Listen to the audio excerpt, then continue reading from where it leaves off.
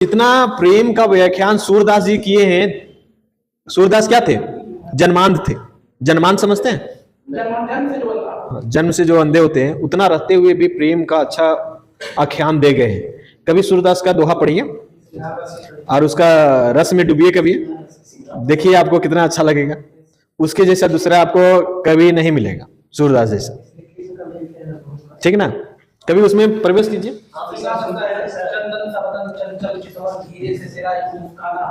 मुझे दोष न देना जगवार हो जाऊं अगर मैं दीवाना। मतलब ये श्रृंगार का नहीं है,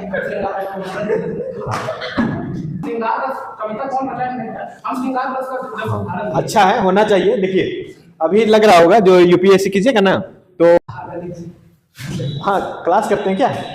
सर मेरा ऑप्शनल सब्जेक्ट है हिंदी साहित्य।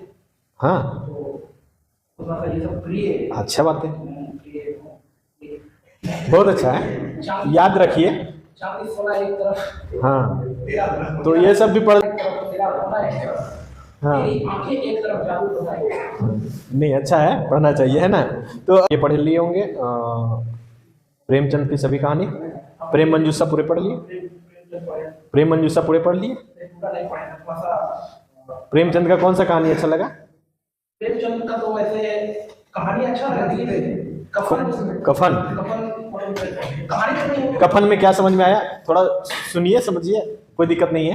सर कफन में हालांकि उसका किराएदार कौन कौन है? उसका नाम मतलब दो बात बेटे उसको नाम भूल रहे हैं, हमको पता है। हाँ नाम के अनुसार तो क्वेश्चन चलेगा नहीं, है ना? आंसर उसका आपके अनुसार तो होगा नहीं, चलेगा नहीं। बाद में जानने का प्रयास कीजिएगा तो स्पष्ट कहेगा कफन में जातिवाद दिखता है, इसलिए इस दृष्टिकोण से कफन जो कहानी है वो अच्छी है। और दूसरा कहानी कौन सा अच्छा लगता है प्रेमचंद का? प्रेमचंद का ईदगाह चाबी ईदगाह। उसका किराएदार का नाम हामिद और दादी। बढ़िया। कितने पैसे में चिमटा खरीद के लाता है? अच्छा, उसके मन में ऐसा विचार क्यों आता है हामिद को कि हमको चिमटा ले जाना है?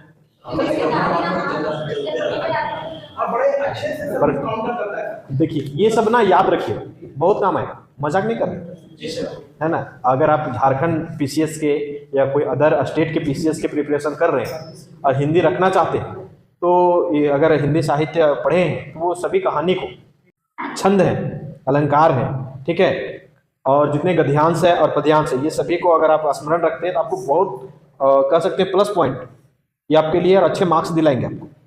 ठीक है, तो हामिद का है और वो देखता है क्या? हामिद एक छोटा सा बच्चा का कहानी। सोचिए आपको सीख क्या दे रहा है। एक छोटा सा बच्चा आपको क्या कर रहा है कि सीख दे रहा है कि एक बच्चे के मन में अपने दादे के प्रति इतनी बड़ी उदारता है कि वो सिर्फ देखता है कि मेरी दादी की क्या होती है कि हाथ जल जाती है रोटी सेकने में, और वो बच्चा में इतनी मानवता है कि वो बच्चा जाके अपने लिए कुछ ना खरीद कर तरह तरह की मिठाइयां देखता है, तरह तरह के खिलौने देखता है। और बचपन में बच्चों का क्या मनमोहक रहता है? मिठाइयां और खिलौने। वो ना खरीद करके क्या खरीद रहा है?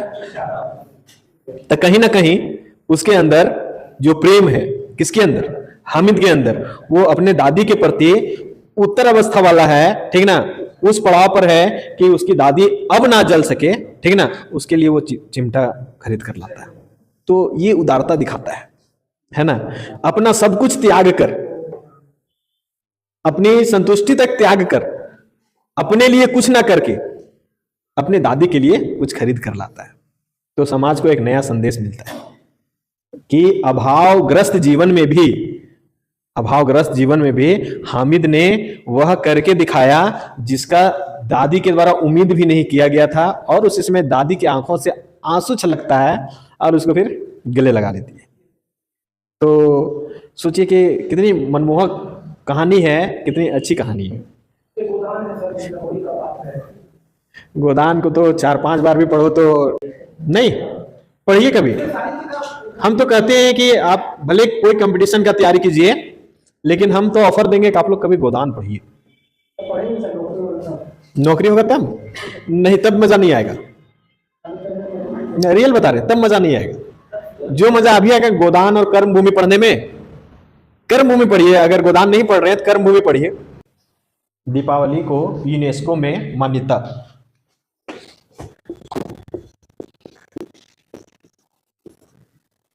यूनेस्को में मान्यता। करंट अपडेट रहना है ताकि पिछला भी अपडेट रहे। ठीक है, तो दीपावली को यूनेस्को में मान्यता। समझ रहे हैं यूनेस्को क्या होता है, कोई बताएंगे? सर यूनेस्को एक UN की संस्था है जो विश्व में ऐसे वो आर्ट एंड कल्चर से जो संबंधित जो मॉन्यूमेंट्स हैं उनको ये प्रिजर्व करने का काम करती है। जैसे कोई डांस फॉर्म हो गया, कोई आर्ट फॉर्म हो गया, कोई मॉन्यूमेंट्स हो गया, इसको प्रिजर्व करने का काम करती है। इसके यूनेस्को में मान्यता से इसको मतलब एक ग्लोबल लेवल पर पहचान मिला है। अच्छा, वैश्विक स्तर पर पहचान मिला है ना। ठीक है, लिखिए।